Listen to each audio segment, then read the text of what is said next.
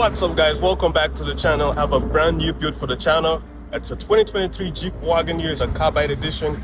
This vehicle looks excellent. Well, not so excellent right now, obviously, as you can see. The front end is completely destroyed. In the history of rebuilding vehicles, at least for me, this is my most expensive rebuild ever, and also my most damaged rebuild. From the back end, as you can see, it looks pristine. There's nothing wrong with it. We go to the side or to the driver's side, everything looks good over here too. But when we start looking at the front end, that's where everything changes. But before we go there, I'm going to take you inside the vehicle. I'm going to see what this vehicle is actually packing. From the front driver's door, as you can see, we have a deployed steering wheel airbag, deployed knee airbag, deployed seat airbag, deployed roof airbags, deployed dash, and deployed passenger knee airbag.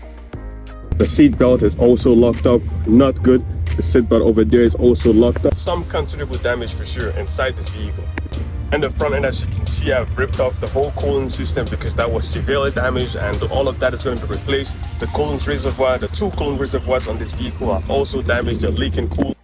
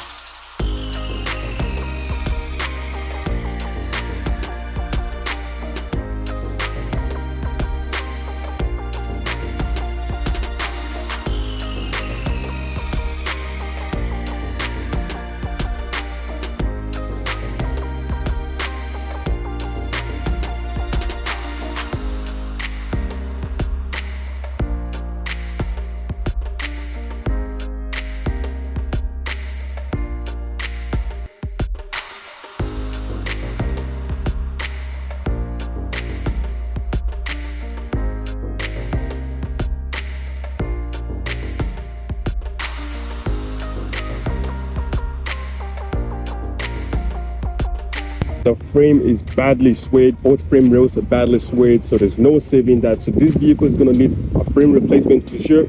A whole bunch of coolant lines have some damage. The alternator over here, as you can see, is cracked. The balancer probably has to be replaced just because the fan and everything was caved into that area. But some decent work for sure. You can see the right apron is also completely caved in.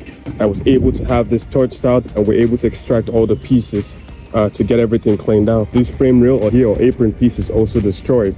Much later. The long-awaited frame for the Jeep Wagoneer is now here. This took I think almost a month to come in, but I'm super happy we have one brand new right from the dealership. We're gonna start working on the Jeep right away. Vehicle is now in the shop, being taken apart. Obviously we need to separate the body from the chassis or from the frame. A lot of work is gonna go into this vehicle. We're finding more damaged parts, unfortunately for me. There's a whole bunch of parts laid out here. The brake master is obviously damaged, cracked. The reservoir was destroyed. The battery box is destroyed. We had to cut all of this off to be able to remove the pieces in this area. Windshield is cracked. Obviously, I showed that before. You can see how much damage this frame sustained. This should be a straight piece, and it's completely facing that way. Very bad. Same for the other one over there. So this vehicle was in quite an accident. Over there is the culprit, as you can see. That is the buckle. That is the main reason why I'm replacing the frame instead of attempting to repair this, because it's just not going to be safe if we try to perform a repair like that. Now, basically what I mean by that is that all manufacturers have different specifications for sectioning the frame. On this particular manufacturer or on this particular vehicle, the specified area is highlighted over here, and any other damage past the specified location, it is highly recommended that you perform a full frame replacement, so when this vehicle is completed, it is back to OEM specification. This is a better angle. You can see how bad that is right there. Super bad. But we're happy we'll have a brand new frame to go on this vehicle. Over on the driver's side, this is what that area should look like. I see it's nice and straight. It's not caved in or anything like that. The vehicle is now supported on stands over here. We have the engine also supported up here. The frame is now completely pulled out. I'm going to show you guys in a minute. There is a lot of parts on this vehicle, lots of hardwares, lots of piping, the coolant pipes. There's just so many coolant pipes, so many hoses, so many valves like this one, which is obviously going to be very expensive. I can just only imagine. So it's just a lot of work ahead of us, guys. A lot of work. Now over here, I see that the frame or the chassis is now pulled out of the vehicle. Lots of mud on it compared to the replacement one that's over there. We're slowly moving pieces over to the new frame assembly. The cross member has been moved. The wiring is now going over there. We're going to move the bushings, the exhaust, the suspension. Everything is going to be moved from this one to the new frame over here.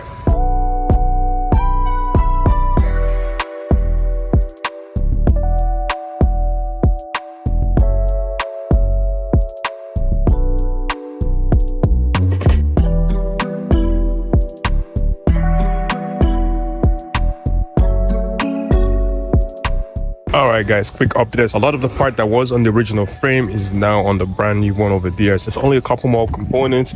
We're trying to straighten out the lower control arm on this side that was obviously probably damaged at the auction yard or by a tow truck.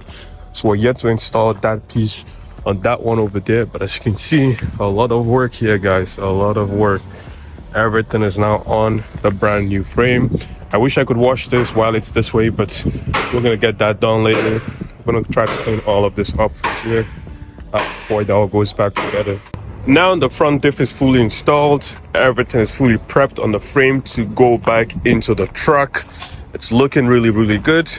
And now we're gonna get to work. Like I said before, I'm not sure if I mentioned this, I was able to save, or we were able to save that control arm over there and that one. So there is no need to replace the control arms, which is really good. Because I have both apron pieces over here. I'm gonna go ahead and start removing the stickers, prep this to throw some white paint on it. It just makes sense to do right now. It's a lot easier now that it's off the vehicle compared to when it's gonna be welded to the vehicle and there's gonna be a lot of parts in the way.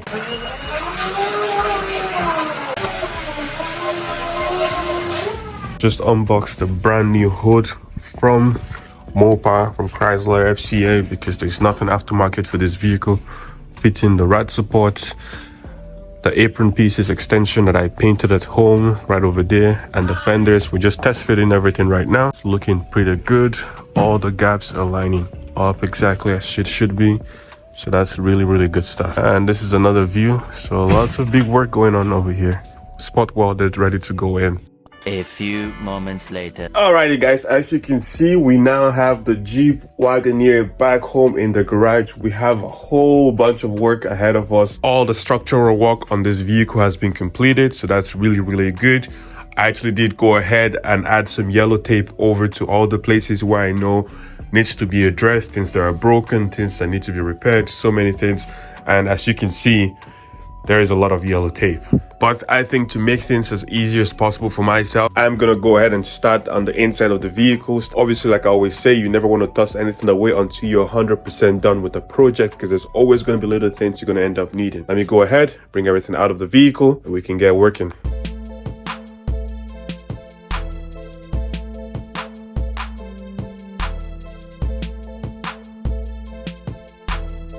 I've removed all the parts that was in the vehicle. There is a lot of really good parts over here that we can salvage. Lots of hardwares that we need to remove to sample the vehicle. It's always a good idea to hold on to this stuff.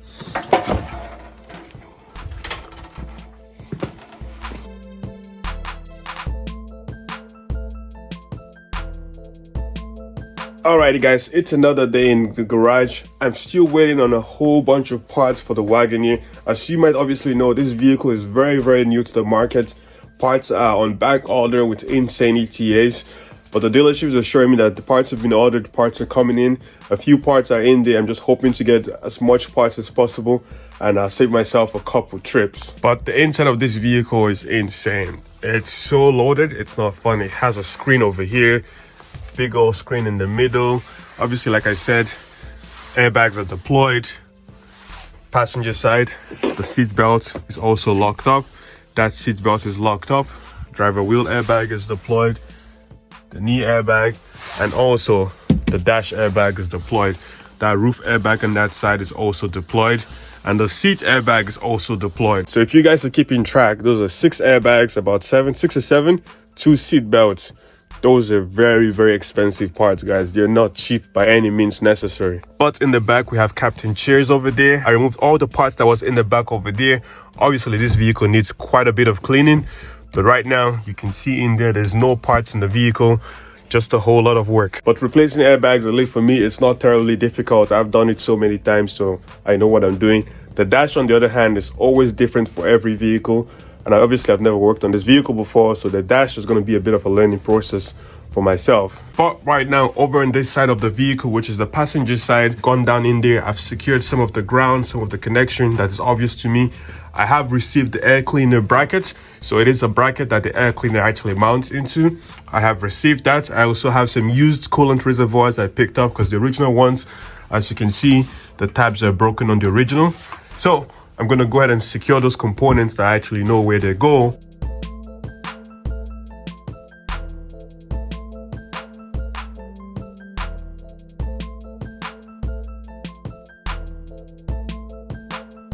So over here is the first damage where I'm going to be working on this vehicle. I know it's one of many to come, but quick glance, as you can see, this is a wiring harness that secures right over here, and it's got some damage. So we have some copies showing on these two. That's not bad, but as you can see, this one is completely separated. So I'm going to go ahead and close all of this up, secure this too, reconnect this, secure it, and hopefully we do not have any issues with this. And then I can secure this, mount it back where it should go, and we can move on to installing the coolant assembly like I said.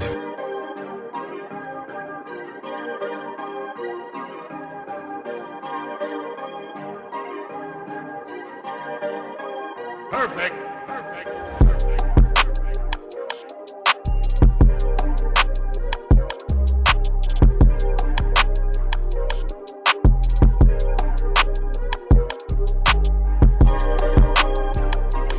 So now I have the AC line secured over there. There's one mounting point and another one over here. It was a bit of a mission because this line is all pushed and twisted, and it's actually much harder than it looks. But I was able to get that secured. Now I'm going to go ahead and mount the bracket for the air cleaner and secure the reservoirs for the cooling tanks.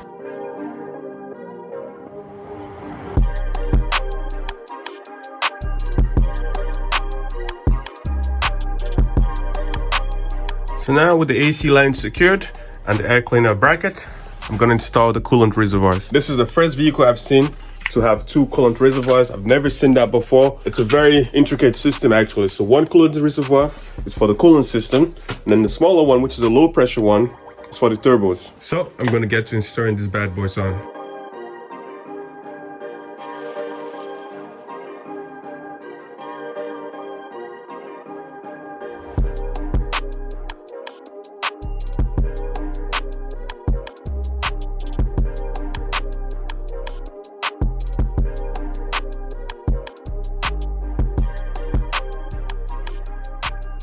I have both coolant reservoirs fully installed. I have one final part to touch on this vehicle in this video, which is the front windshield washer reservoir. This is actually the only piece from the front end that was not destroyed. I have it over here. You can see the tabs where it broke off the previous rad support over there. You can see a little bit of a dent in there, so it's good to go on the vehicle.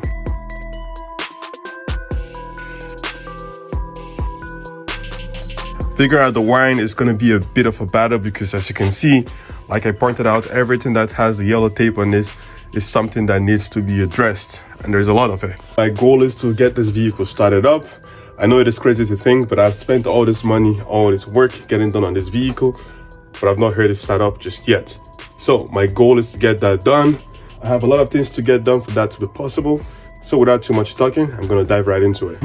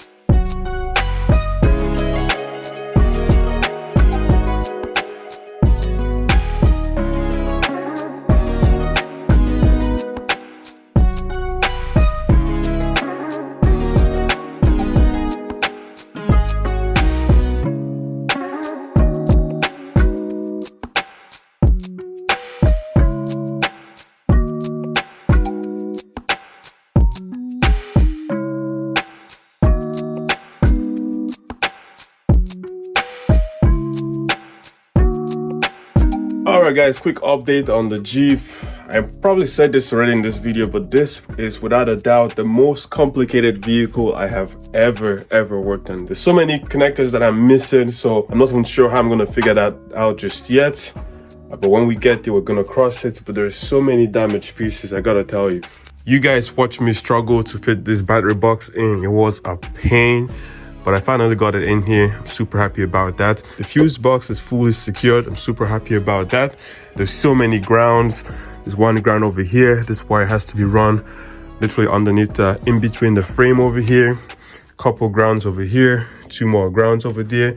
More grounds. There's just so many. Right now I'm going in there underneath to secure all the wires. More stuff to be connected. There's just so much stuff, but I'm happy with the progress I'm making. It is slow, but it is progress. What I have here is the ECU bracket. There is also a ground strap that goes to that bracket. As you can see, this is the original one. This is what's left of that bracket actually, and it goes right in this area over here. So I'm gonna go ahead and install this and keep working at it.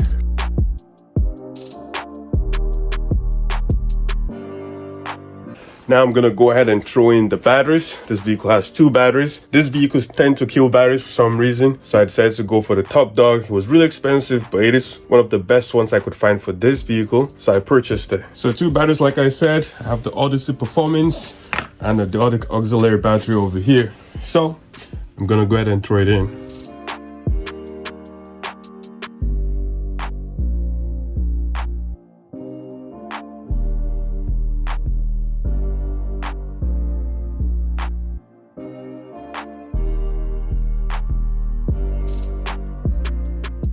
So alrighty guys, it's another day in the garage. I got a whole bunch of work done on the Jeep. We're still not at the point where it's gonna get started. Like I mentioned, there's a lot of things that's damaged on this vehicle. I was able to remove this harness. It looks like it's an independent harness, so I already have that on order. A little bit expensive, but it is what it is. A lot of plugs on that harness is damaged, so it's more cost effective and time effective to just replace the harness than replacing pigtails. I also have this bypass tube on order too. Over there I also received an air cleaner box that's gonna go in this area, and this is gonna start looking like a proper engine bay right away. Over on the floor over here you can see the damaged parts that I removed off the vehicle. We have the damaged fuse box over here, so many little pieces, so many plastic, but now it is starting to look like a vehicle. Not quite there yet, but it is getting there. So my goal right now is to go ahead and throw in the replacement alternator that I received. Like I shown you guys before, there is a damage on the alternator. It still works obviously, but that crack is not just good for the long-term use of this vehicle. So I'm gonna throw in a new alternator and the air cleaner box we just received.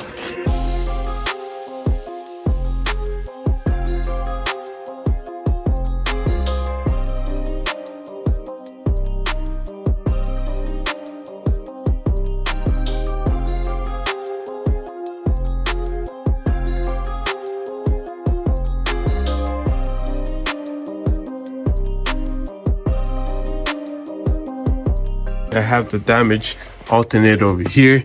You can see the cracks. There's another one in there. So obviously this still works, but like I said, it's not worth the risk. We have a brand new one over here that's gonna go on the vehicle. It was a bit of a pain getting this out. I've not felt so tall and so short at the same time. There's so many hard spots to reach in this vehicle. It's not funny, but I'm super glad I got this alternator out and ready to throw the brand new one in the vehicle.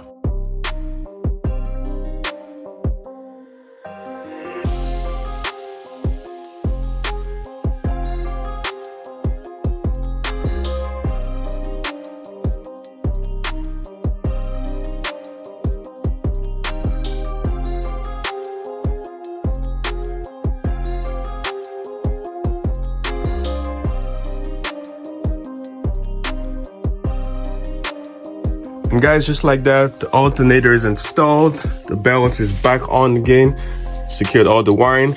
I had to change the connector at the alternator because the retaining clip broke when I was removing it. So I just took one off another vehicle that I have, tossed it in, good to go.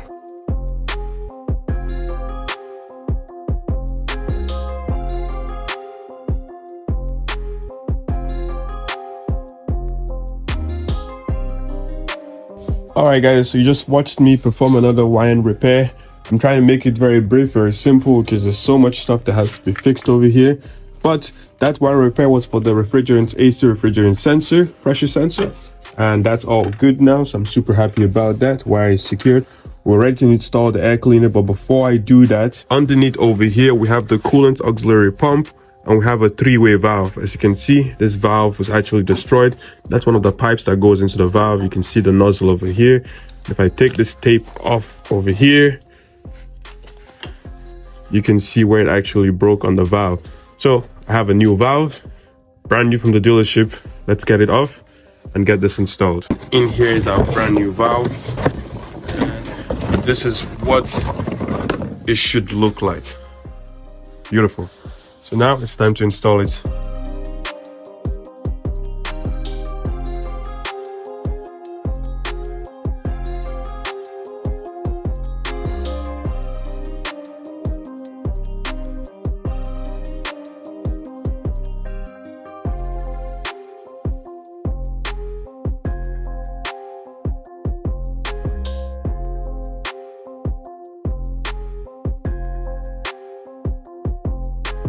And guys, just like as you can see, the air cleaner is now installed. Really big progress, guys. This engine bay is just coming together by every part we throw in it. I also just received a major delivery from the dealership, a whole bunch of parts. It's insane. So much parts. Wow, it was expensive. Let's just leave it at that. But obviously, as you can see, with the air cleaner installed, we're also still missing the tube that goes over here. I had to get that from the dealership because I could not find a used one. So there's a tube over here, and there's another one over here, and another one that goes out in this area. So I'm going to show it to you guys. Over here, this is what that tube should look like, but this is in no good condition, as you can see. I hope the throttle body is okay, because this actually goes to the throttle body, and as you can see, that's banged up. But over here are the new ones we just received. So that's that same duct over here, brand new from the dealership, and the other two ducts I was referring about, those are them in there. So let's toss it on the Wagoneer.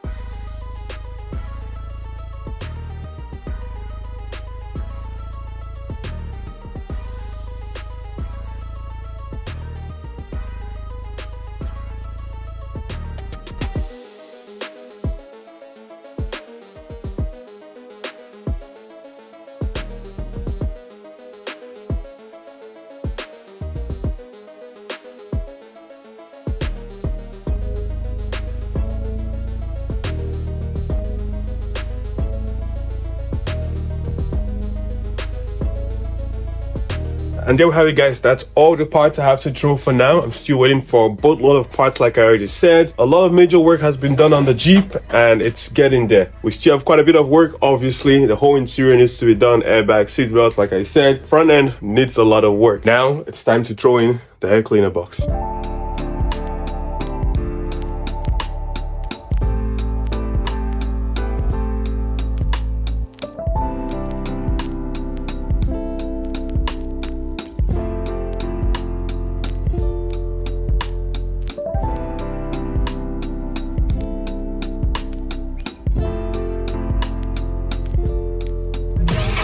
And now the complete cooling system or air system is now fully set up. We have the bracket or the duct and the air cleaner and the main duct, so the throttle body, all of that is all good. Massive progress. Now I'm going to bring you guys outside to my make-do parts junkyard in the house, where I have a whole bunch of parts of this Wagoneer when the vehicle was wrecked. I need to look at those pieces, move the hardware to the new ones, and then assemble the cooling system on this vehicle. I also just received a major delivery from the dealership, a whole bunch of parts. As you can see, guys, I was not kidding. I have so much parts, brand new parts from the dealership for the Wagoneer. You can see boxes and boxes, and there's just so much stuff that needs to go on this vehicle to get it ready. But we need to get the cooling system done first. So let's head on outside, look at the original cooling system that's damaged, and figure out how to put together the new one. All right, so lots of damaged pieces, as you can see over here. 1, 2, 3, 4, so 4 rads of cooling system and the fan. So I need to figure out how this all gets put together so we can get it assembled with the new ones. It's time to get digging in there for our 5 components for the cooling system.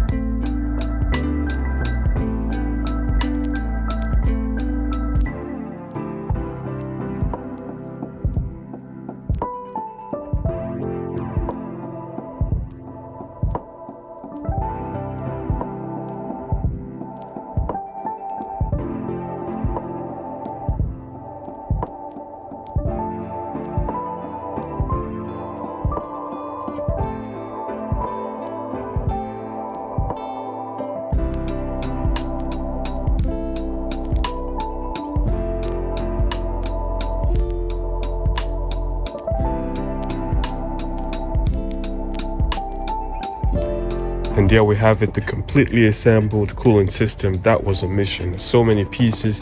As you can see, the other ones was completely destroyed. This transmission cooler was probably reusable, but not worth the risk. We have a brand new one. Everything is in no good condition for sure. There's lots of hoses, lots of connections to be done. So without wasting any time, let's bring this over to the vehicle and start securing it on.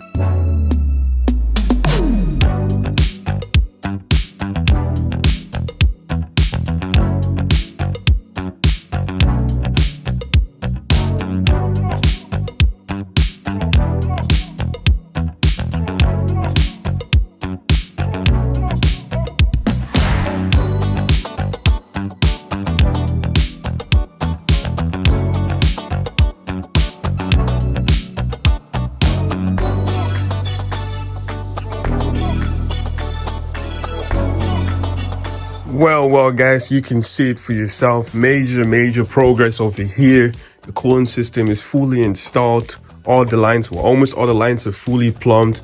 Fan is connected, more grounds are connected. Big progress. I do have one little issue. When I ordered the cooling system for this vehicle, I decided to go with the heavy duty rad.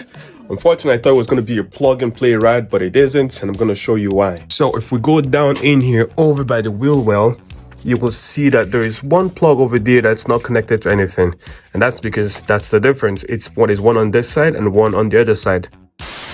So basically what I found out is that there's an additional cooling system that goes over here. Number 4 and number 3 are the brackets that's required to mount number 6. This is additional cooling system. And then these two hoses over here go from the ports at the bottom of the radiator to this other radiator.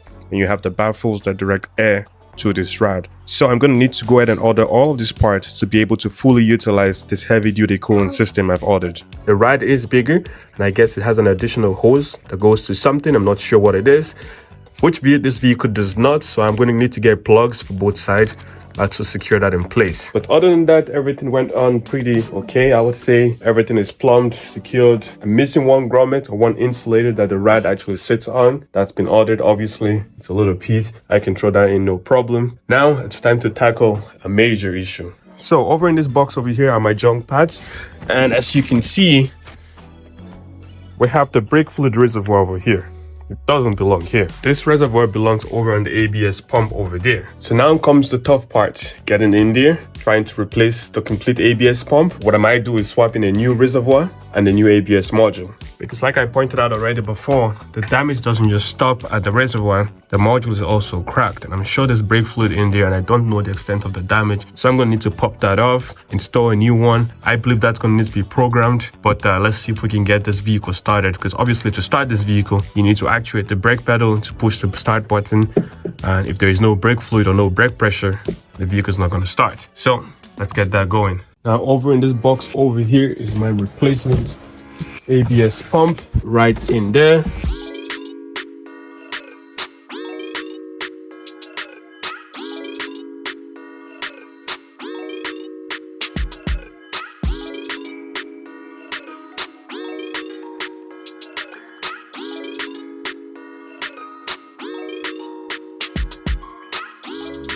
And guys, there you have it. I've completely separated this. I don't need this piece. My piece is good on the vehicle. Those are the two pieces I need. Before I install this, I'm going to go ahead and clean some of the suits off these pieces.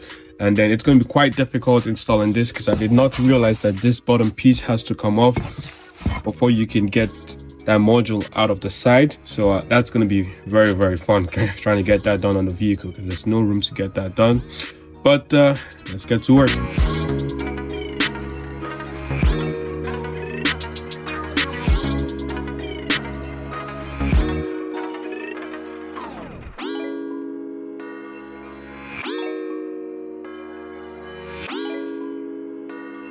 Alright guys, that was a mission, but I believe we're ready to remove this module now.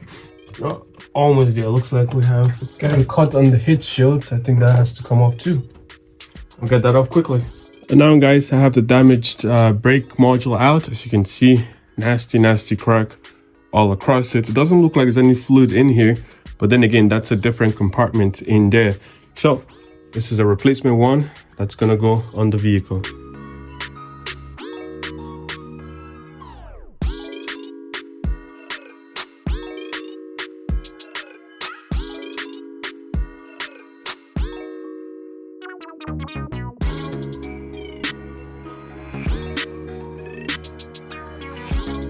Wow guys, that took a minute. As you can see, I have the new ABS module installed. The new reservoir plate underneath is fully reinstalled again. I do have to get a cover for this ABS module because it broke. I'm guessing that broke from the accident. But right now the issue is now this system needs to be bled, and this vehicle needs a pressure bleeder. I have a vacuum bleeder, so I'm not sure if that's gonna work, but I'm gonna try it out. So I'm gonna fill this with some brake fluid, start bleeding the brakes from the farthest one, which is the right passenger, and the left passenger side, then the front right, and then the driver's side. Quite a bit of work, and get to it.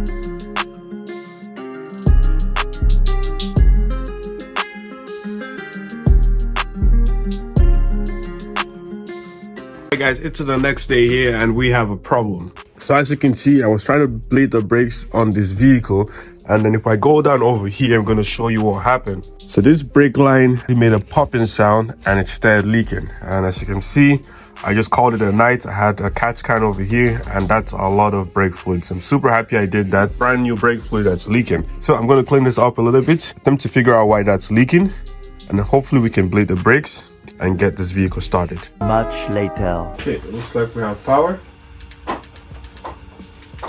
Yeah, no locks and unlock. Let's see. First start.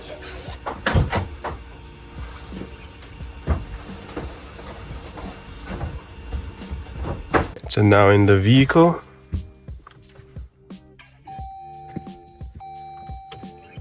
Nothing. Obviously the dash is lit up, but wow, nothing. Yeah, this one's gonna take a minute, guys, because I have absolutely no idea at this point. Several days later. Alrighty guys, it's another day in the garage. So the Jeep Wagoneer with the 3-liter engine has two different radiators. It has the standard rad and it has the heavy duty rad that comes with the heavy duty tow package, which this vehicle is not equipped with. But I wanted to fit on the bigger rad, so I put the bigger rad on.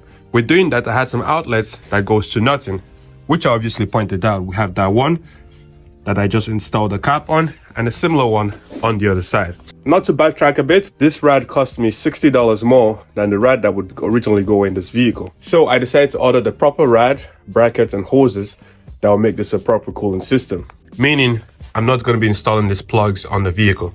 So I'm going to go ahead and remove the one over there. I'm going to hang on to it because I'm sure I'm going to need it in the future for a different project. And then those rads have been ordered. It should hopefully be coming in today or tomorrow. I hope it comes in today so I can throw it in and know for sure I'm done with the cooling system. In the meantime, we have this wiring harness. So this is the front end wiring harness. As you can obviously see, there is some damages. This is one. That's another one over there. And a couple ripped sections over here. I have been able to figure out exactly how this goes. As you can also see, there is some damage to the connector over here. So my idea is to hardwire this harness to this one, switch out the connectors because I have some pigtails that came with the washer reservoir, splice that into the original harness, and then just have this as part of the vehicle. We'll no longer have this connector over here because it's in no good condition. And I can't buy this connector separately for some reason. So that's what I'm going to do.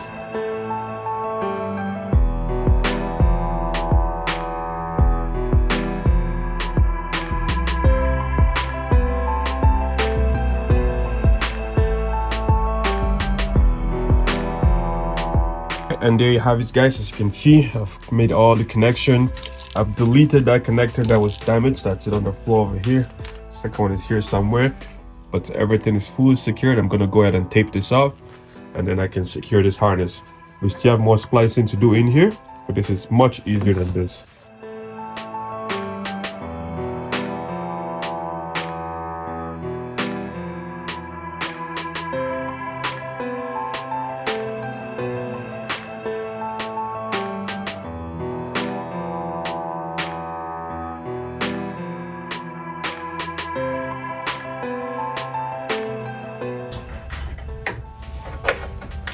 we just received some new delivery. That is our new cooler. Those are the hoses, the brackets. I'm gonna have a picture up in the video so you can know exactly what this is supposed to look like. So now it's time to start opening this stuff up. Attempt to mount it on the Wagoneer. Obviously this vehicle did not come with one, so let's get fitting.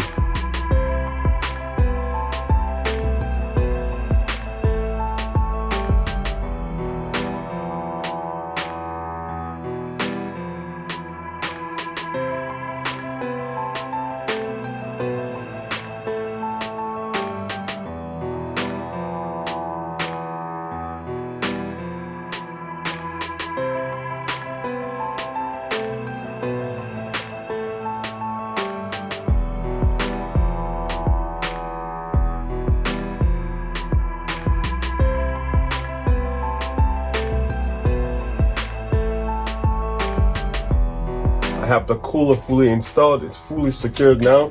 I'm super happy I went this route instead of just going the cheap way, plugging out those holes. This way I have additional cooling when I tow. So I'm really happy I just spent that extra money and got it done right, since I already started it anyway. Brackets went on really good. Everything is secured. It's almost like it was meant to be. I believe anyone can do this to their Wagoneer if they really want it. You just need to change out the rad to the heavy duty one, have the new cooler, the bracket, the hoses, and you're pretty much good to go. So over in the front where we're working on the harness, as you can see, harness is fully secured. I have it going in behind the radiator support, coming out here.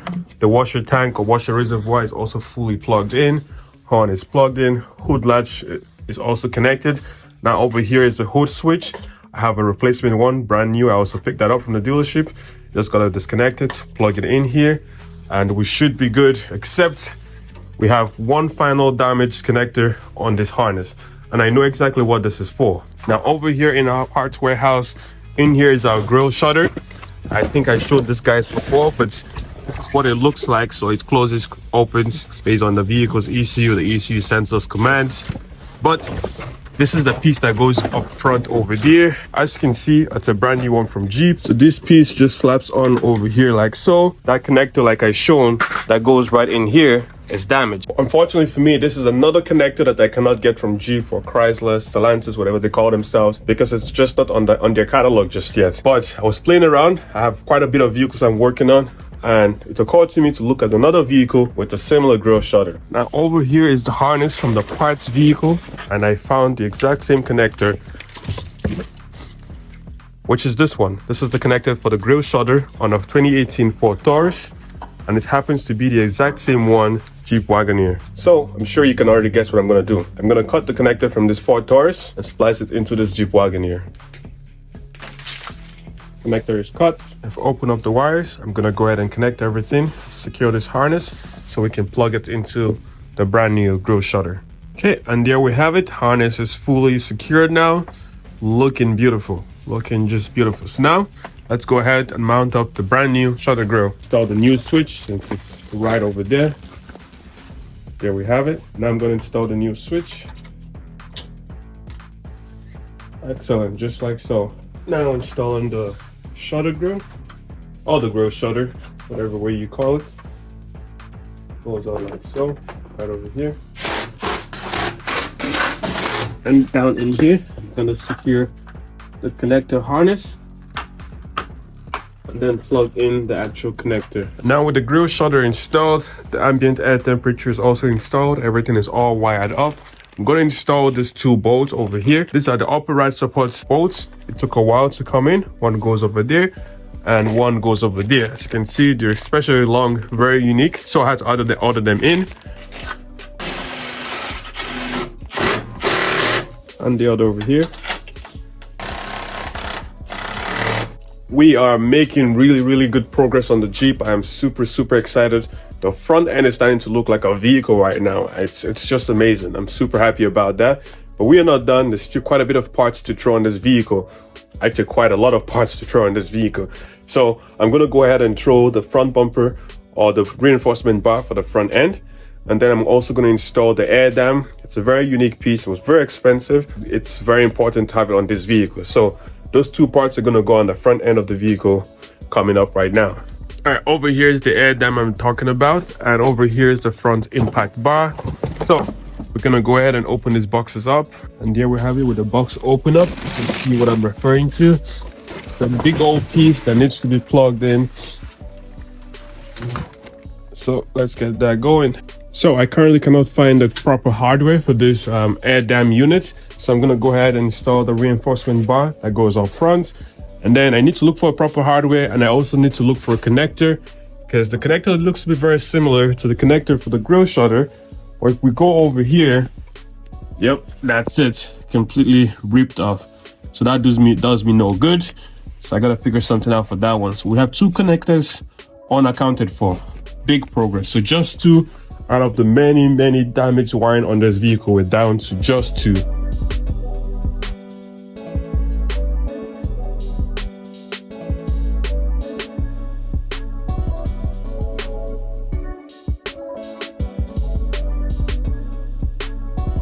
Now guys, I have found hardware for all this mounting location for the air dam. This is a pretty cool system. What this does is that at highway speeds, it comes down to make the vehicle more aerodynamic.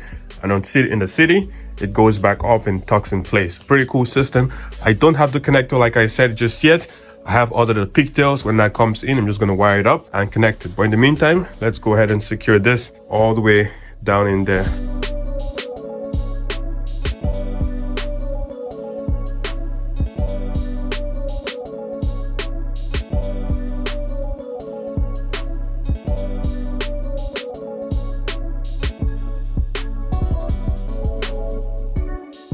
Now at this point, working on the Wagoneer, it's time to throw some coolant in the vehicle, but you can't just go and throw coolant in the vehicle traditionally. You need to vacuum fill it. So let's get it going. Obviously, first we're gonna set up the tool, and then we're gonna pull vacuum, make sure there's no leak, and then we can refill the coolant system.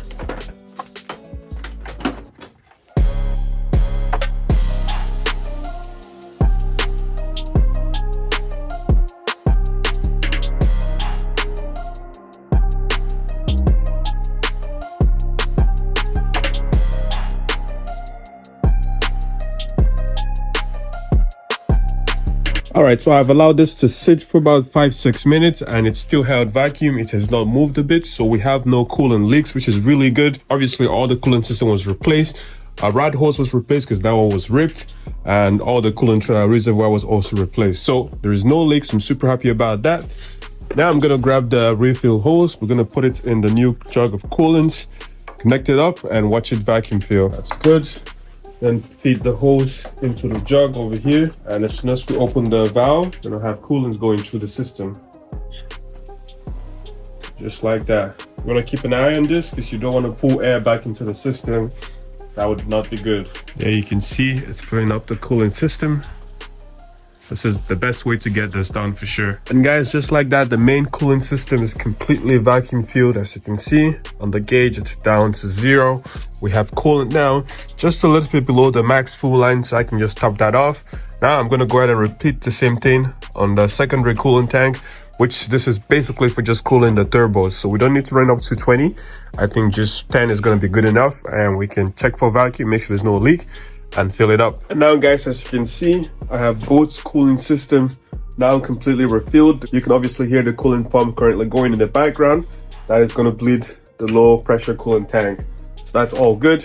The next thing I'm going to go ahead and do is a quick oil change, because this vehicle does not have a dipstick, unfortunately. I don't really like that design, but it is what it is. And in order for me to run this comfortably, I need to know that there is the right amount of oil in the engine. And at this point, I do not know, because like I said, there's no dipstick and there's no way to check it out right now because the vehicle is not running. So I'm going to drain that oil, throw in the specified amount of oil, and then I know for sure when I'm able to get this vehicle started, I have the right amount of oil in the vehicle. Much later. And now, as you can see, we've completely done an oil change in this vehicle. We've drained the old oil. We have brand new oil now in here. So that's really, really good. Now the next thing to get done is replacing that bracket. You can see it still has the yellow tape over there, indicating there's still something wrong with it. Now in this box, I just received a bunch of parts from the dealership, and here is that bracket. So we need to remove this resonator, or the air duct, which is also called an air resonator, which is very interesting. I'll remove this other pipe, get down in there, and replace that bracket.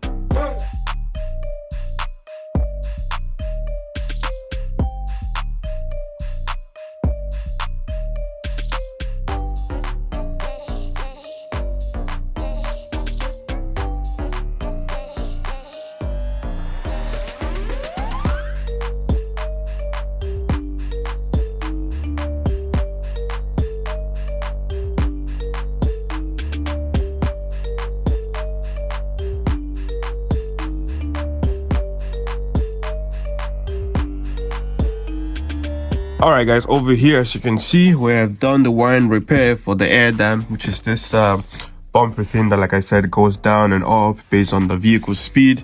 So that repair is done, wire is secured, and now we have obviously another wiring repair, never ending on this vehicle.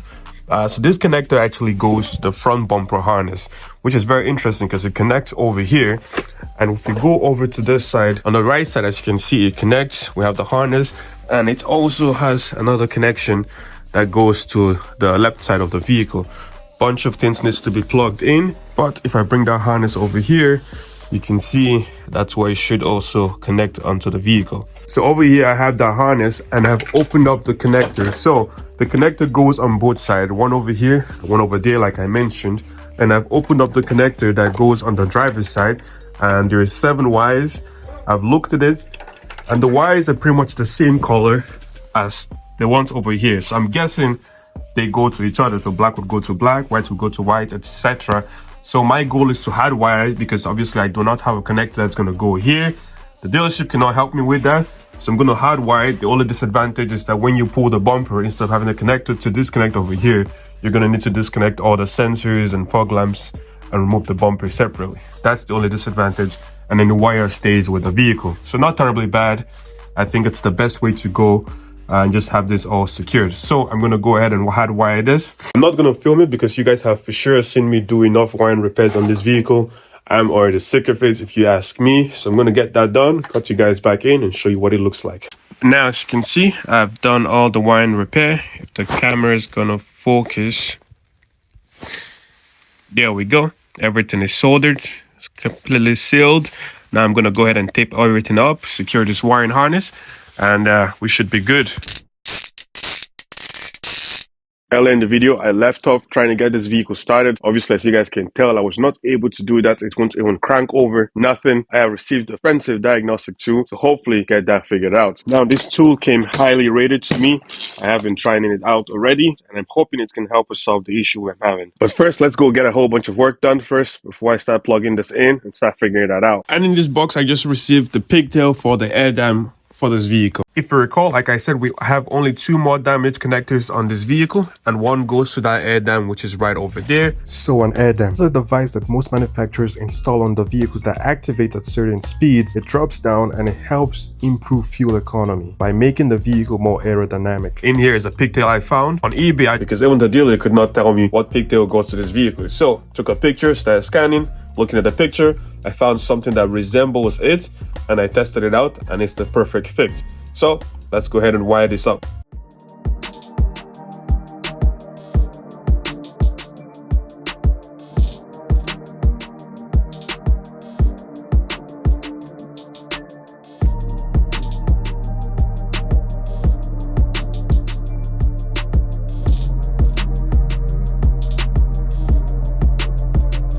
Alright guys, over here as you can see, we have done the wiring repair for the air dam, which is this bumper thing that, like I said, goes down and up based on the vehicle's speed. So that repair is done, wire is secured, and now we have obviously another wiring repair, never ending on this vehicle. So this connector actually goes to the front bumper harness, which is very interesting because it connects over here, and if we go over to this side of the vehicle, it also connects over here. We have the harness, and it also has another connection that goes to the left side of the vehicle.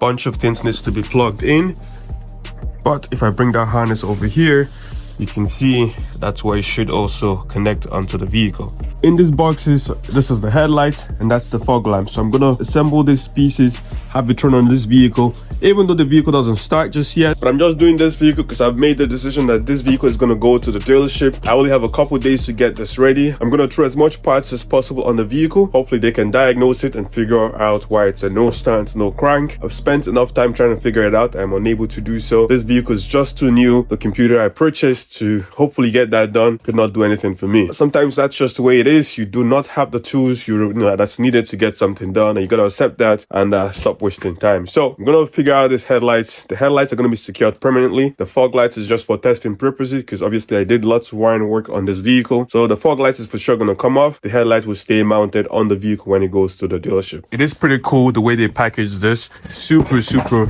massive box for sure.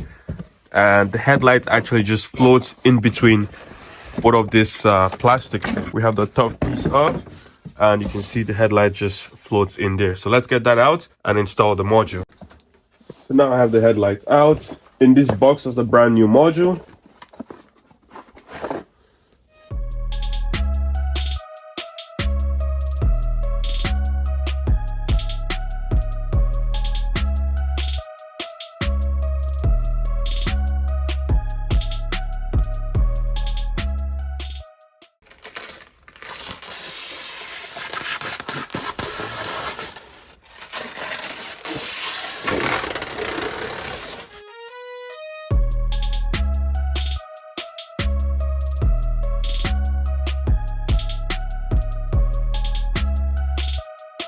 As you can see, guys, these headlights are insane. Absolutely fabulous looking headlight. You can just see it's blacked out, and this is how it comes from the factory for the Carbide edition, and it's beautiful, beautiful. Expensive, very expensive, very beautiful.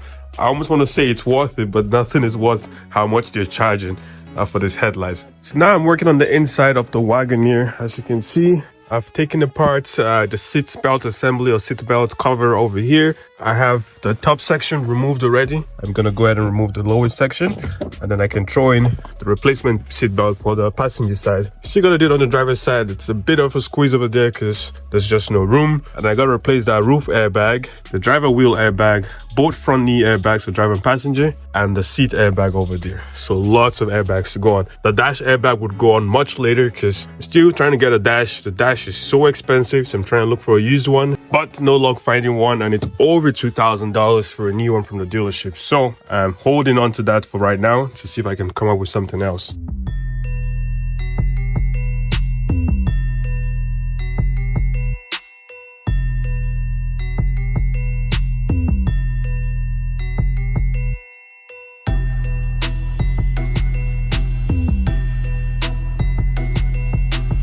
And now, seatbelt fully installed, all the trims all done. The next thing I want to tackle is that roof airbag. I'm going to jump onto that right now.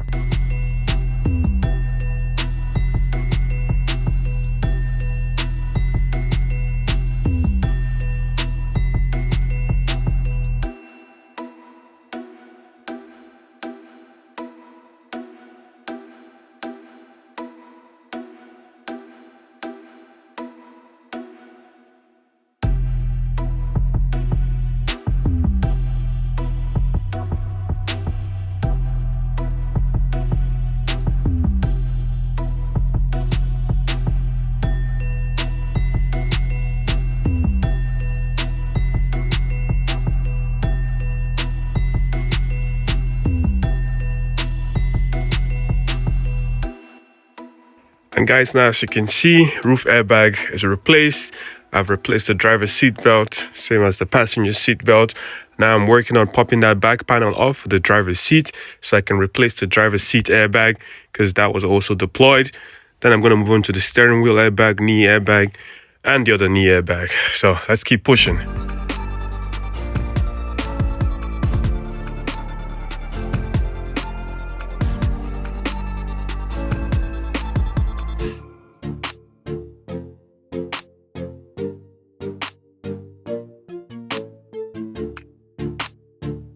Alright guys, as you can see, and I've made really good progress working on the inside of this vehicle. Now I am back on the outside. The one damaged connector, I want to get that ready before this vehicle goes to the dealership. I've shown you guys, it's over on the driver's side.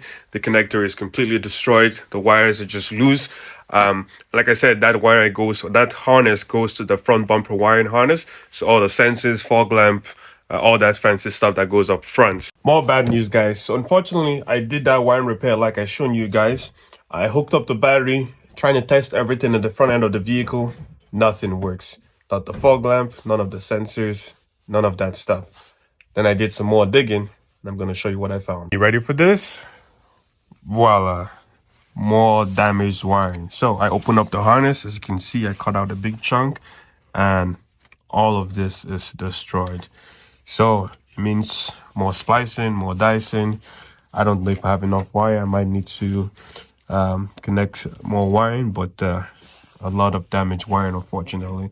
So Luckily, I was able to find this quite easily, so that's a good thing. Now I'm gonna get to fixing it.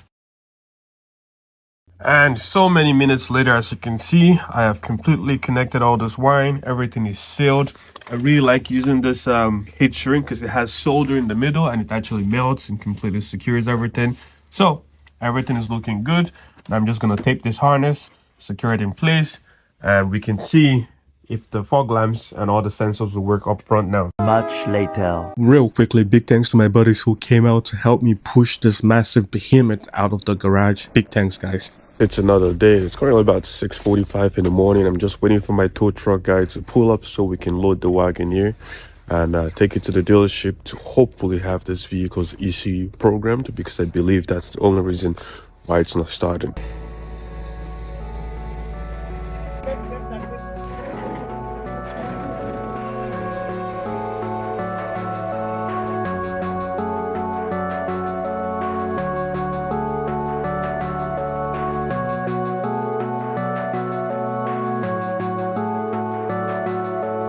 Alright guys, now the vehicle is over at the dealership. Get the PCM program. This is what are the codes pop up and start going from there.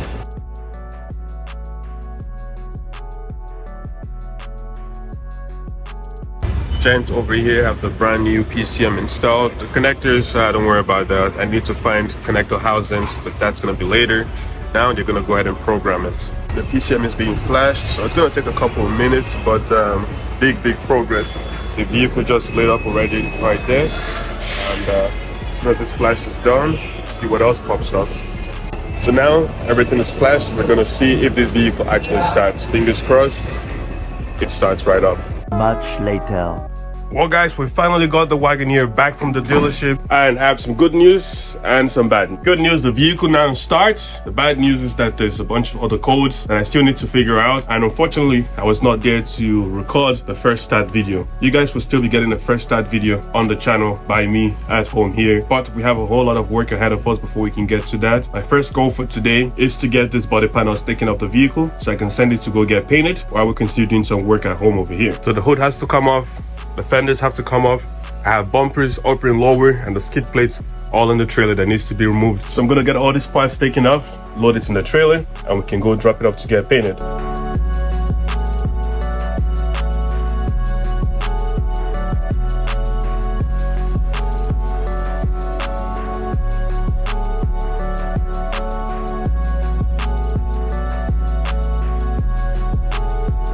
Fenders are stripped.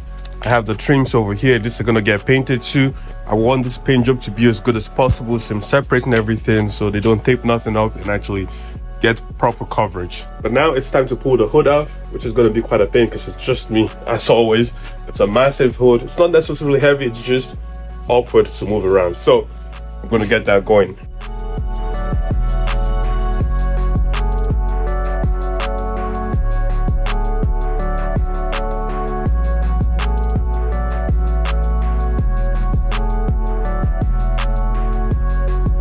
Hood is off, and I wasn't kidding when I said this is a massive hood. It's almost as tall as I am. I am not shocked by any means, but I'm super happy that it came off safely. There is no damage. I have it leaning against the garage door. I'm gonna open it, toss it in the trailer when I'm ready. With the hood off, it seems a lot bigger than it actually is. I think this is gonna be the best time to get the windshield replaced. It has a crack running along the side of it, and another one on the passenger side too. Yeah, right over there, all the way up. So for sure, windshield has to go, and this will be the perfect time to replace it because you have all the room. I have the fenders for the Wagoneer in here and the trims, and then in the trailer, it's really full. I have all the bikes in here. I have some more parts for a different build that you guys are gonna find out. I'm not sure which one is going to go live first, but I have the bikes in here. I have the front bumper for the Wagoneer. I have the lower one for the Wagoneer, so I need to separate all of this because these two pieces needs to get painted separately, plus the upper bumper cover. And I have the door for the different build. There's so much stuff, so I'm not even sure I'm gonna fit everything. I need to fit the Wagoneer hood in here. It's gonna be a lot of work, but I need to get everything fitted here and dropped off at the paint shop. Everything is loaded in a trailer. Upper bumper, lower diffuser piece. I have the brand new hood over there, and I showed you guys in the vehicle, both fenders, the trim is all over there. So now I'm gonna start driving. We're gonna go drop this off at the paint shop. All right guys, so I just dropped off the bumpers and all the parts that needs to get painted at the paint shop right over there. So now it's time to head back home and get some more work done on the Wagoneer.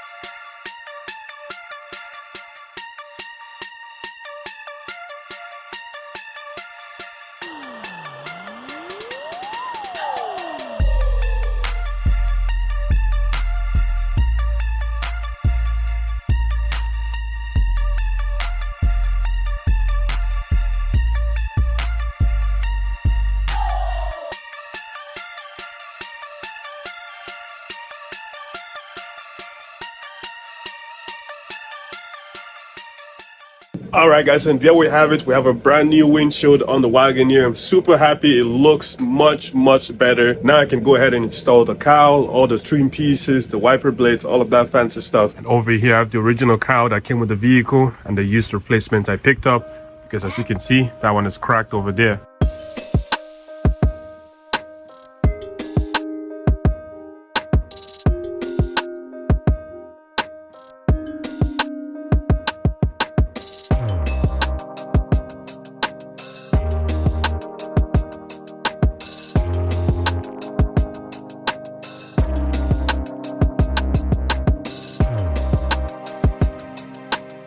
So it's another day and I just received a phone call from my paint shop. All my parts are ready to go, so let's go pick it up. And a few hours later, we're now back home. I picked up the hood hinges, the newly painted hood, the upper bumper cover, both left and right fenders, the lower bumper cover, and a bunch of other trims and sensors that I had sent to the paint shop. So to prevent any damage to these parts, I'm gonna go ahead and install everything on the vehicle now.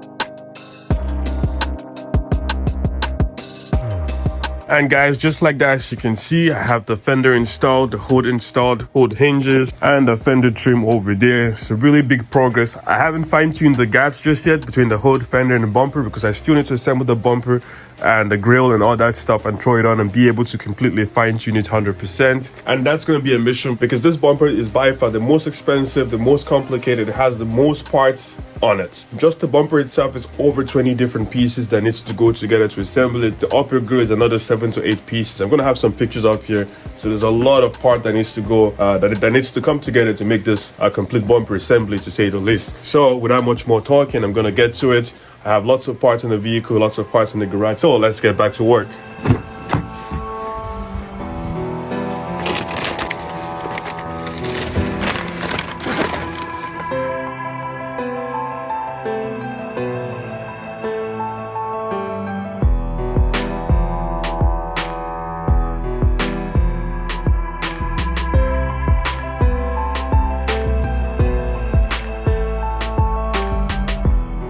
And there we have it. That's the first piece to go on the front upper bumper. So that's 2 pieces so far. And now it's time to assemble the lower bumper.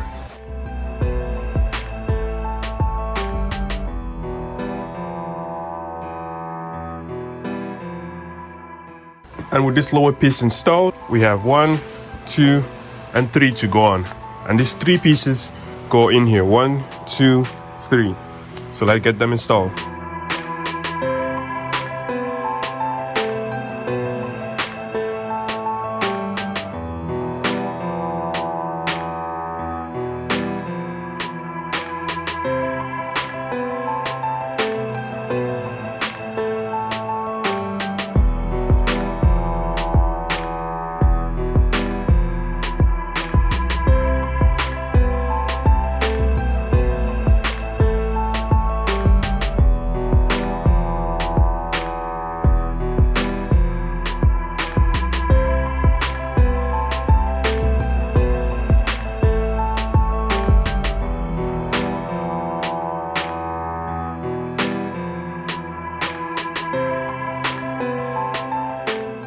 I've already lost count of how many parts I've thrown on this bumper. It's almost getting there, but we're not quite there.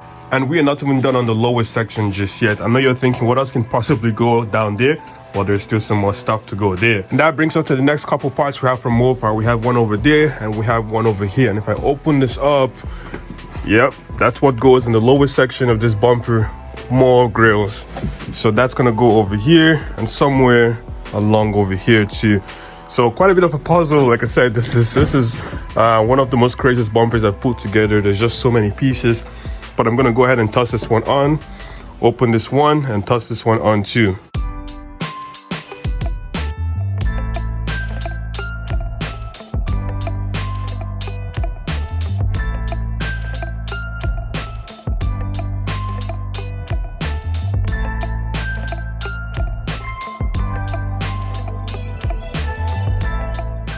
Alright guys, there you have it. This box is now empty. I made a boo-boo. Apparently those 3 pieces are supposed to go in before this lower grille. I did not know that, and it was a pain getting this lower grille out again. If you've worked on bumpers, you know how tricky it can be to get this. This was double that. It took me a while to get it out, to get those other 3 pieces in, but now I do, and it actually looks a lot better. And there, as you can see, that's the one piece over there, and then the straight piece that runs along, and then this same piece on the other side.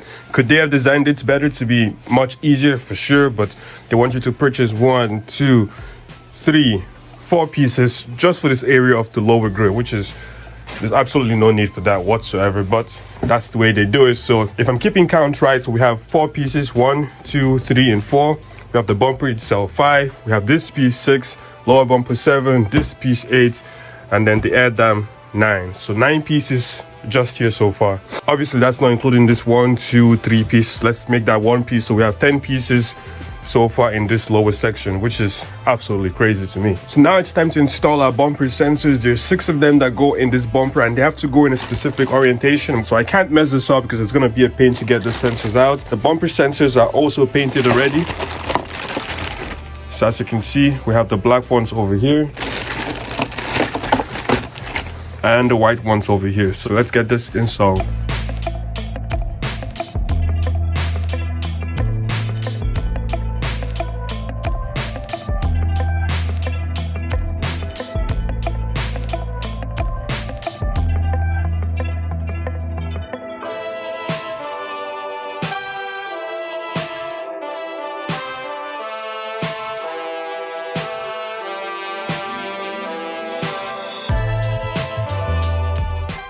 And just when we think we're almost done working on the front end bumper, as you can see, a lot more parts to go on there. Let's get right to it.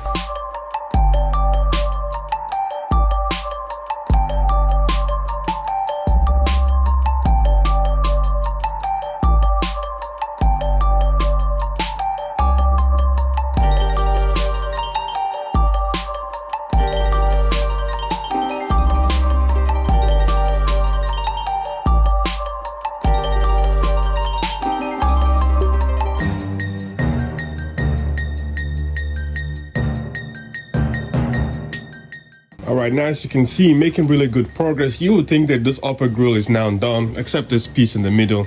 No, it's not. Over in this box is what Mopar refers to as the trim ring kit. As you can see, there's quite several of them. That needs to go in the front over here, including this other piece. So I'm going to keep throwing parts on this vehicle, and I'm going to keep letting you guys know how much parts has gone on this front bumper cover.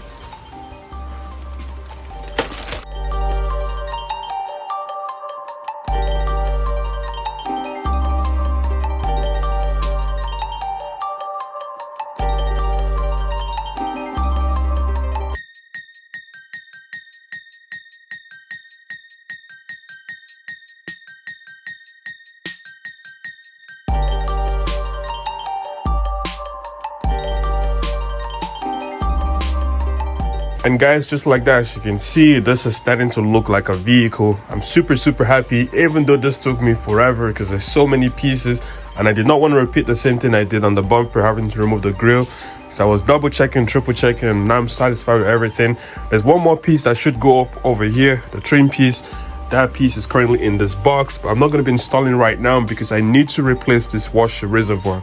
So when I filled it up with coolant, when I filled it up with washer fluid, it completely leaked out. So we for sure have a leak over there. I have a new one on order. I'm just currently waiting for it to come in. My goal today is to start taking this apart to get ready to remove the dash panel on the inside of this vehicle.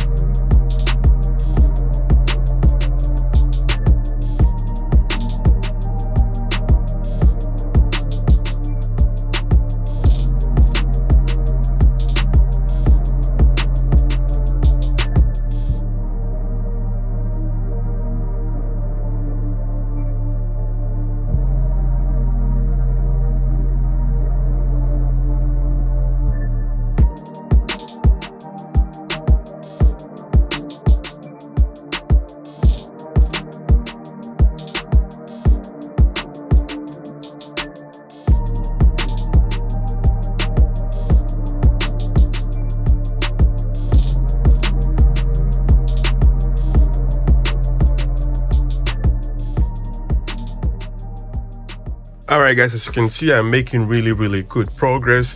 It is quite tricky working on this vehicle. I've done lots of dash removal and I gotta tell you, this one is it's something else to say the least. But as you can see, I just removed this big monster over here and now we have our first damaged piece. I'm not happy about this at all. We're trying to pop this trim out. As you can see, it broke over here. It's not the craziest thing, but it's so annoying that it has to be the one right at the center of the vehicle. It could have been any of the other ones that are hidden more to the corner, but it had to be this one. And I'm certain you can't just get this piece alone. You gotta buy a whole big assembly. I'm very certain that's just, but it's so unfortunate. I'm not happy about this. But if we go back here, I'm gonna show you guys something. So when I removed this hardware was exactly like this. It was not fully secured and this sticker was right here.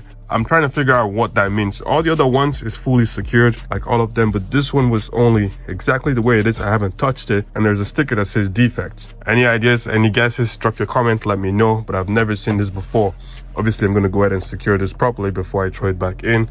I just thought I'll point that out. Now I'm gonna get back to work.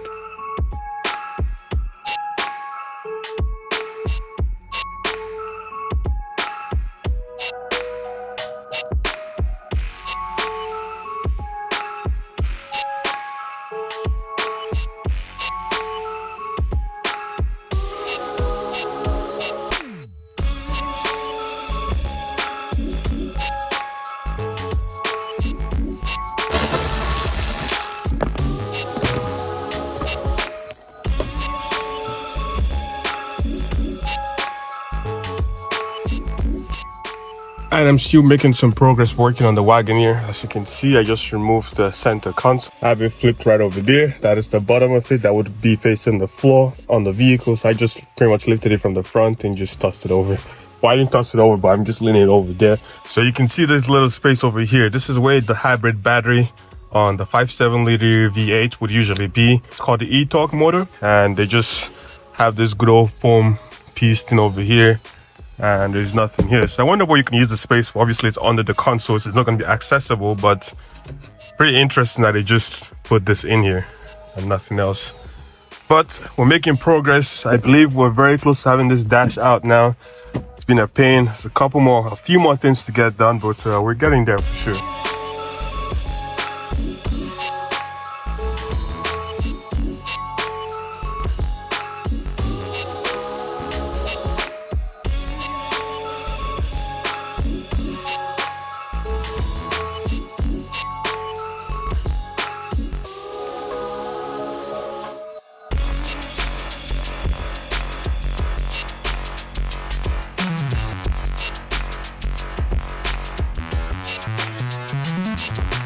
And wow guys, as you can see, the dash panel is now out. That was a mission. Without any doubt, this is by far the hardest dash I've had to remove in any vehicle I've ever worked on. This is really put together very differently. I am very certain they expect you to remove this dash frame in order to replace the dash panel, because a lot of the things were actually secured behind and it was a pain to get to those fasteners. It's almost better to remove the windshield. It's crazy. I've never had to do this before, but I'm super happy that now I have the dash panel out. It's sitting over there, the brand new one, or the replacement one is over there too.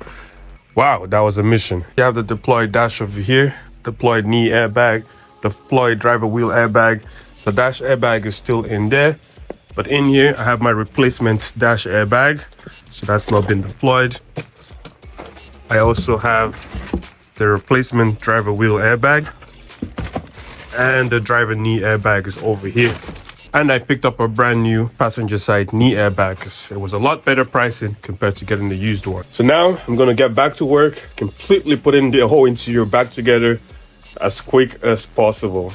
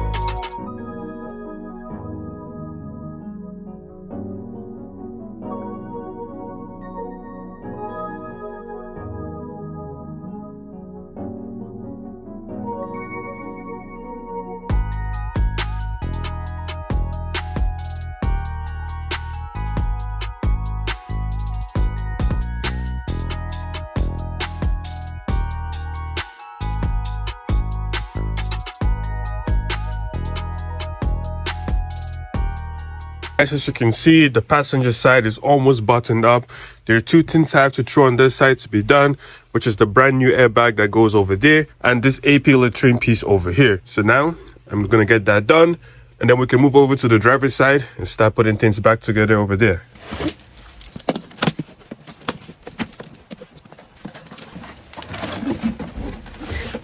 Got it out? Now let's install it.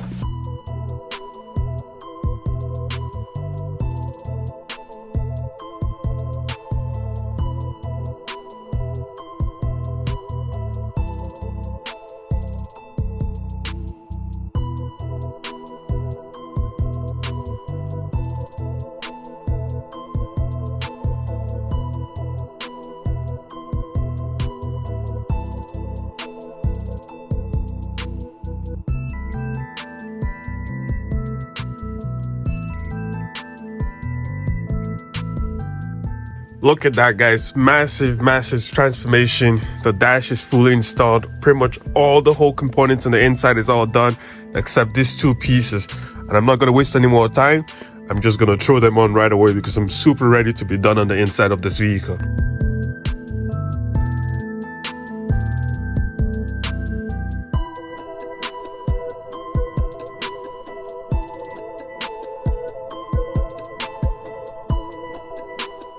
Right guys, new day. We have a box over here from the dealership with some final touches for this front end before I can throw the front bumper on. And what I have in here is the front windshield washer reservoir and all the lines, because obviously we have nothing connected.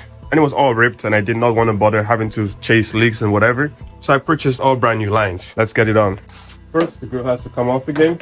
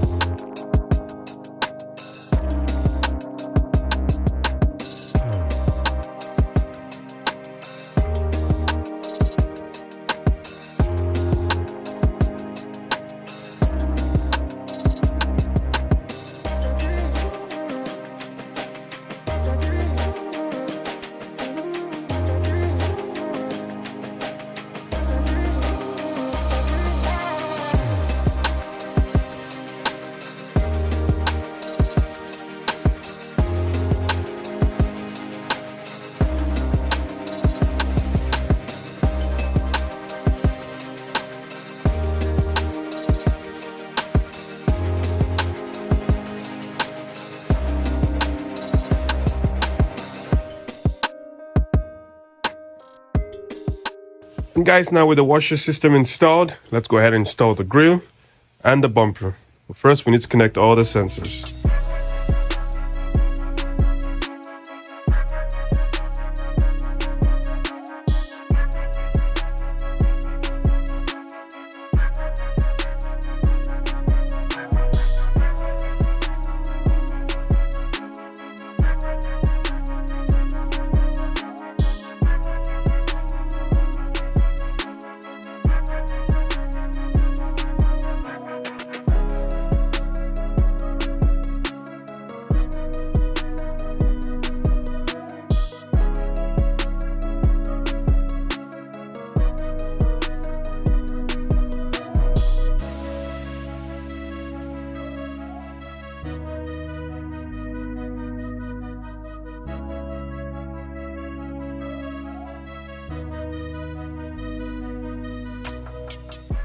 And now guys, as you can see, bumper is on, fender liners are on both sides. Really big progress. Now I have this final piece to drop in the front end, which is going to go over here and cover all of this ugliness. So let's get it unboxed or unwrapped and then toss it on the vehicle.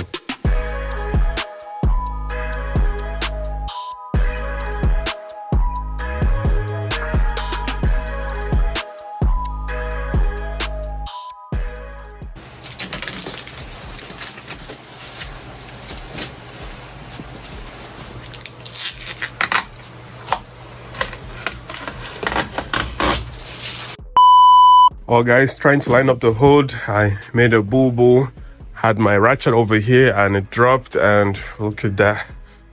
Oh my goodness. Oh my goodness. I have no words right now. I have absolutely no words. Brand new windshield, not even a week old. So I'm very pissed to say the least. Wow. But what are you gonna do?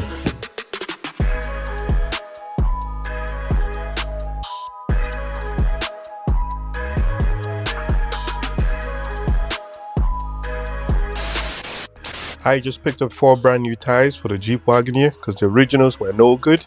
Let's go get this mounted.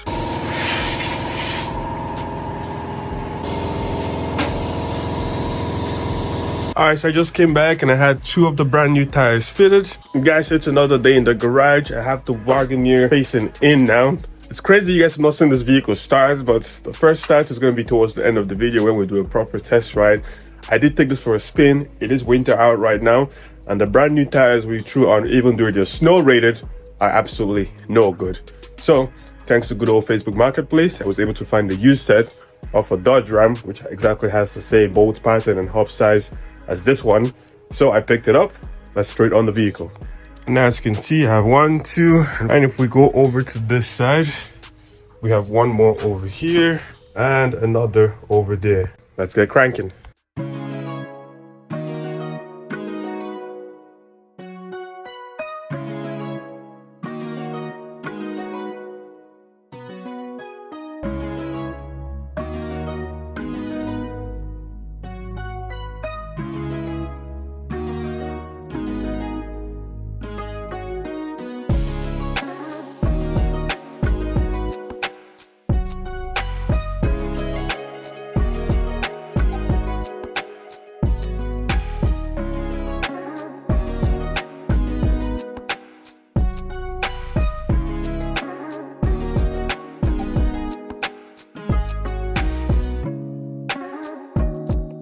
Guys, we're now over at the shop. The vehicle is getting the alignment done. Obviously, we need to get a 4-wheel alignment because we did a frame swap on this.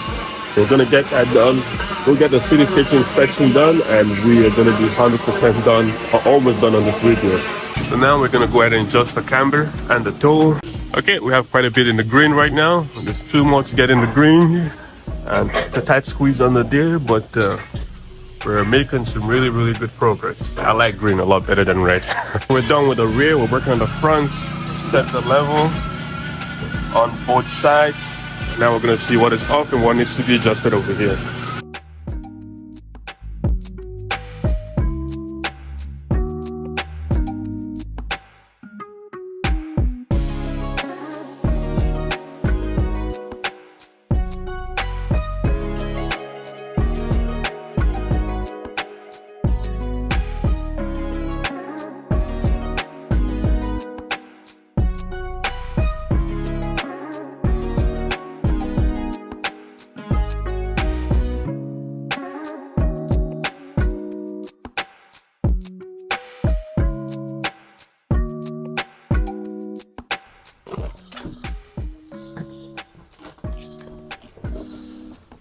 And what we have here is a brand new engine cover of a Jeep Grand Wagoneer.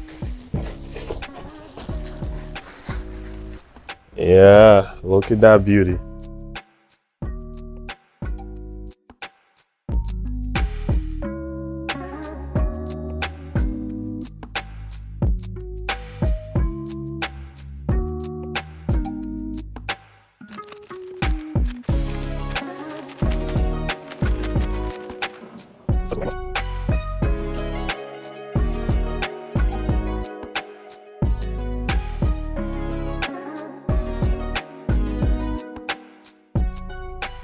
So the next part that's going to go on the Wagoneer is a cabinet filter, but this is a K&N reusable cabinet filter, and it offers better flow than the stock one. So without much more talking, I'm going to go ahead and unbox this and get ready to toss it in the Wagoneer. And there we have it, nice and clean.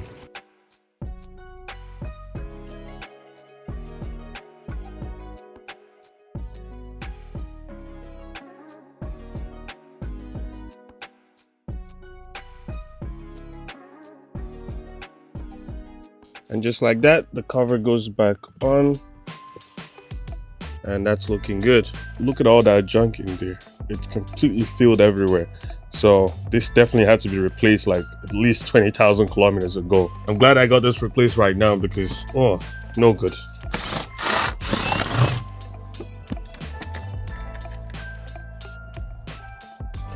Okay, here's the original filter. Not in bad condition from what I can see. Looks pretty okay. The replacement one is gonna go in place. Yeah, look at that.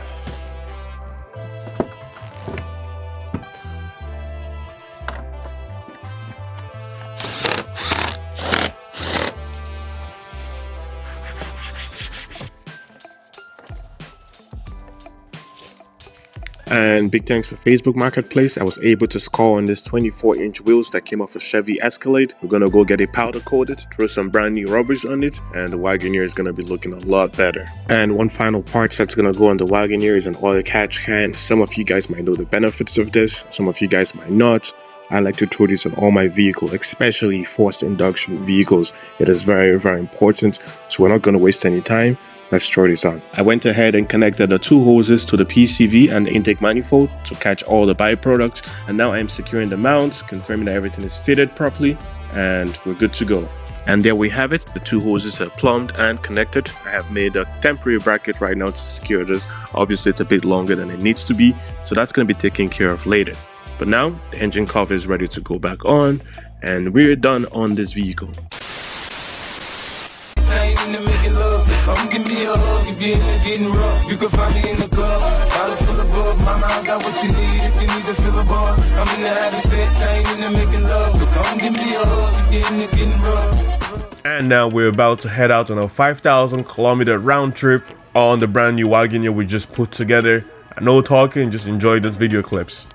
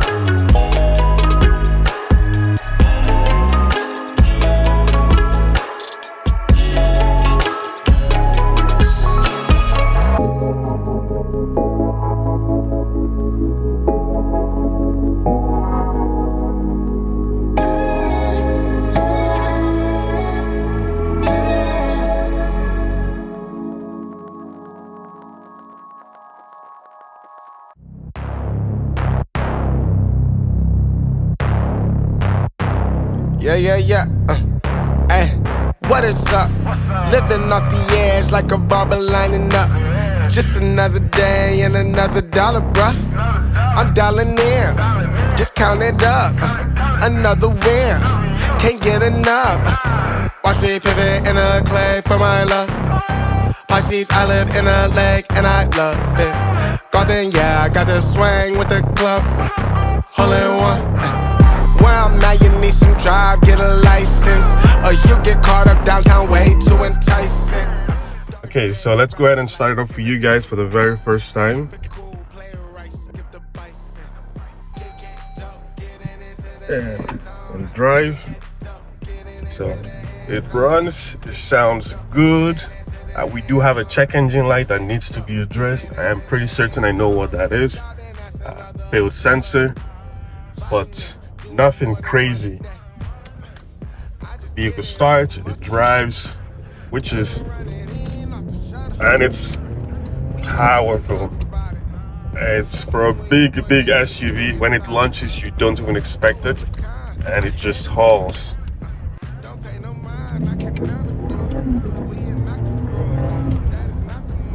It launches hard.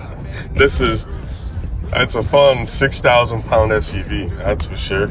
Everything works the way it should, you know, no complaints. Like I said, I'm just happy for you guys seeing how much work we put into this vehicle, and to have it start and drive, it's nothing short of just happiness for me.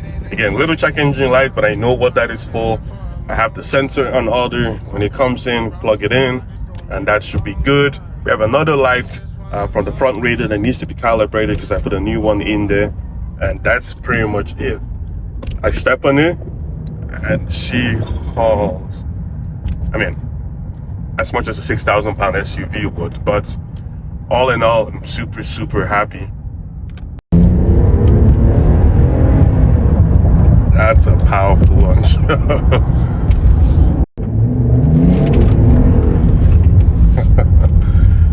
It's so fun to do that. I mean, this like the vehicle just, it makes it so easy. So easy.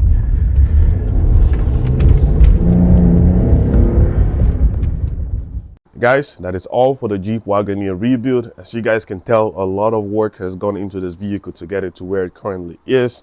I think this is by far one of my most intense rebuild ever.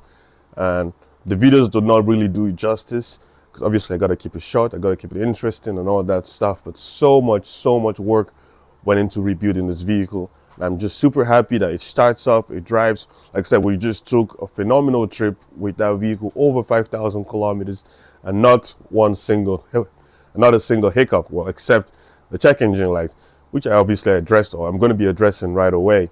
But if you enjoyed these videos and you want to support the channel, like, subscribe, comment, all that fancy stuff, there's a link to the merch store. Purchase some merch. It's going to help us keep getting videos like this to you guys. And that's it, guys. I'll see you guys on the next one. Peace out.